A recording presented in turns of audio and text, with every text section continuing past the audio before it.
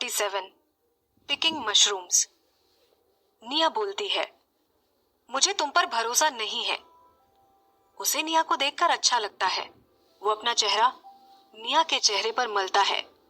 सभी फीमेल्स को बच्चे पसंद होते हैं, इसीलिए मैं तुम्हारे भी चाहता था। निया उसे इग्नोर करती है क्योंकि उसे सांप के बच्चे पसंद नहीं थे। निया फिर खांसने लगती है और खुद को वीक बताती है। फायरवुड से धुआं निकलता है, उससे उसे और खांसी आती है। वो धीरे से बोलती है, तुम अभी मुझे अपना साथी बनाना चाहते हो? नागाल बोलता है, नहीं। वो निया की पीठ थपथपाता है ताकि उसे खांसी ना आए। फिर बोलता है, तुम ठीक तो हो? गर्मी के लिए कुछ पीली जड़ खा लो। निया को अब शांति मिलती है। निया बोलती है, अभी पकाने की जरूरत नहीं है, जब मैं खाना बनाऊंगी तब पका लूंगी। नागाल बोलता है, ठीक है। 2 दिन लगातार बारिश होती है और तीसरे दिन बंद होती है। जैसे ही आसमान साफ हो जाता है, निया का मूड भी अच्छा हो जाता है। वो नंगे पैर ही गुफा से बाहर खाना ढूंढने निकल जाती है। 2 दिन की बारिश के बाद हवा इतनी साफ हो जाती है कि उसमें एक भी डस्ट पार्टिकल नहीं बचता है। इतनी साफ हवा से ऐसा लगता है जैसे इसे लेने में ही एंजॉयमेंट लगे। चारों तरफ हरियाली हो रही थी। वहां कई तरह के फंगस थे, लेकिन निया सिर्फ मशरूम्स को ही जानती थी।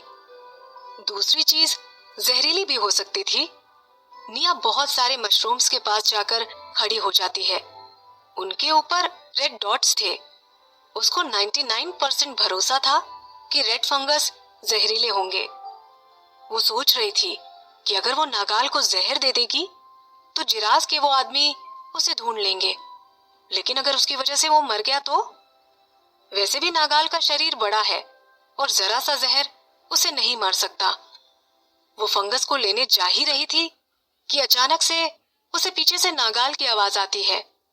वो बोलता है, इसे नहीं खा सकते, ये जहरीला है।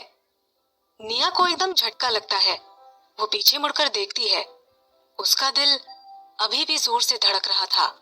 वो हकला कर बोलती है कि क्या सच में? वो राहत की सांस लेती है। नागाल को ये पता है तो रहने देती हूँ। नागाल उसके पीछे पीछे चलता है। वो मन में उसे धन्यवाद देती है कि नागाल ने बचा लिया, नहीं तो वो उसे सुंदर मशरूम समझकर खा लेती और परेशान हो जाती। नागाल बोलता है, तुम्हें भूख लगी है? मैं जाकर आग जलाता हूँ। निया उससे अपना हाथ छुड़ाकर बोलती है, ठीक है, मैं दूसरी फंगी देखती हूँ। नागाल बोलता है, मैंने तुम्हें बोला कि ये जहरीली है, शैतानी मत करो। निया बोलती है, लेकिन ये सभी जहरीली नहीं है, इसमें से कई मुझे पसंद है। नागाल निया की उंगली की तरफ देखता है और सोचता है कि ये पीच ब्लैक रंग वाली ठीक है, वो खा सकती है, लेकिन ये अभी तक किसी ने खाई नहीं है, तो कुछ बोल नहीं सकते। निया जब देखती है कि वो उसे कोई भी फंगस नहीं खाने देगा, तो निया बोलती है, ठीक है, लेकिन वुड एयर्स मैं बचपन से खाती हूँ, वो जहरीले नहीं है। नागाल बोलता है, ठीक है, पहले मैं टेस्ट करूंगा। निया खुश हो जाती है और दौड़कर वुड एयर और दूसरी फंगी लेकर आती है। वो नागाल को जहर देने वाली बात भूल जाती है।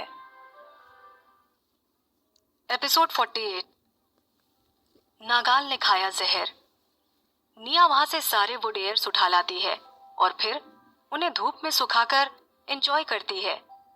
फिर वो कुछ व्हाइट मशरूम लेती है और बैम्बू को यूज करके उसका सूप बनाने लगती है।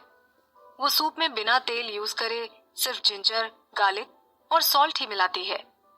उसमें से अच्छी खुशबू नहीं आती है, लेकिन उससे उसे कोई फर्क नहीं पड़ता है। कुछ भी हो, लेकिन वो उसे पोषण तो देगा ही। निया बोलती है, अब तक तो ये पक गए होंगे, और वो व्हाइट मशरूम का पीस उठाकर उसे खाने जाती है। तो नागाल उसका हाथ पकड़कर बोला, पहले इसे मैं खाऊंगा। निया को कोई प्रॉब्लम नहीं था। वो मशरूम उठाकर नागाल के मुंह के पास ले जाकर बोलती है, तुम्हें गर्म खाने से डर नहीं लगता है ना? तो ये लो, खाओ। नागाल खाने की तरफ देखता है, उसमें से भाप निकल रही थी। वो उसे बिना छुए ही बता सकता था कि वो कितना गर्म था। फिर वो अपना मुंह खोलकर उसे खा जाता है।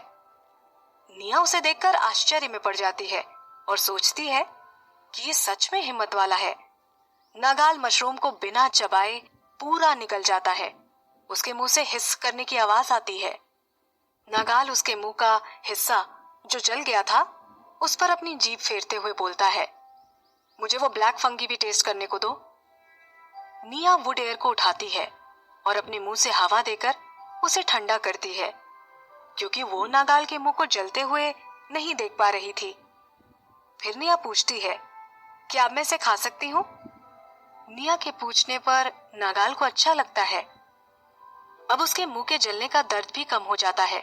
नागाल आराम से बोलता है, रुको, अभी मत खाओ, मेरी पाचन शक्ति अच्छी है। अगर इसमें जहर हुआ तो जल्दी असर करेगा। राइस अभी भी नहीं पके थे, इसलिए निया मान जाती है। ठीक है। व्हाइट मशरूम अभी भी कच्चे लग रहे थे, तो निया उसे और आग में कर देती है। फिर नागाल निया के पास जाकर बैठ जाता है। अगर उसे कुछ चाहिए तो क्रैकल।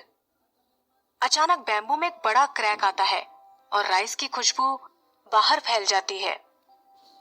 निया एक ब्रांच उठाकर बैम्बू को फ्लिप करती है। तभी उसके पास बैठा नागाल धीरे से रोने लगता है। निया उसकी तरफ देखकर बोलती है, क्या बात है?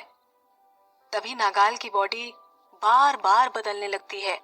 कभी स्नेक बन जाता है तो कभी इंसान, और उसे दोनों ही रूप में बहुत दर्द होता है। निया डर जाती है और मशरूम सूप की तरफ देखकर बोलती है, हो सकता है कि ये जहरीला हो। नागाल अपना कंट्रोल खो देता है और स्नेक बन जाता है। उसकी बड़ी बॉडी एक जोर की आवाज के साथ जमीन पर गिर जाती है और वो आग की तरफ रोल हो जाता है। सूप भी गिर जाता है और उसकी बड़ी बॉडी की वजह से सारे राइस भी बिखर जाते हैं। निया रोड से फायरवुड हटाते हुए चिल्लाती है, नागाल। नागाल अपने शरीर को गोल घुमाते हुए गुफा से बाहर निकल जाता है। निया भी उसके पीछे जाती है, लेकिन उसके ज्यादा पास जाने की उसकी हिम्मत नहीं होती है। वो सिर्फ उस स्नेक को दूर से ही पागलों की तरह तड़पते हुए देख रही थी। नागाल को इतने दर्द में देखकर निया रोते हुए बोलती है, मैंने ये जानबूझकर नहीं किया है। क्या वो भागना चाहती है? ये उसके पास अच्छा मौका था। निया काफी डर रही थी, लेकिन वो एक कदम भी पीछे नहीं हुई। थोड़ी देर बाद वो शांत होता है। वो जमीन पर लेट जाता है और निया की तरफ देखता है।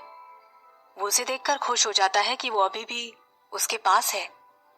निया पेड़ को पकड़कर नागाल को देख रही थी।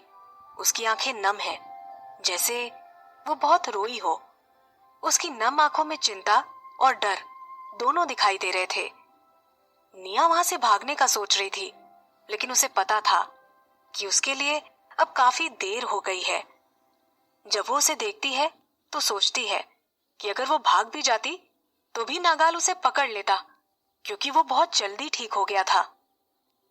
नागाल फिर इंसान का रूप लेता है और निया की तरफ आता है। सबसे पहले वो बोलता है, भगवान का बहुत धन्यवाद कि तुमने इसे नहीं खाया। उसकी आवाज में कोई इल्जाम नहीं दिख रहा था और न ही उसकी बातों में गुस्सा नजर आ रहा था। फीमेल को खुश करना तो मेल्स की आदत होती है, और होमलेस बीस्ट भी अलग नहीं होते हैं।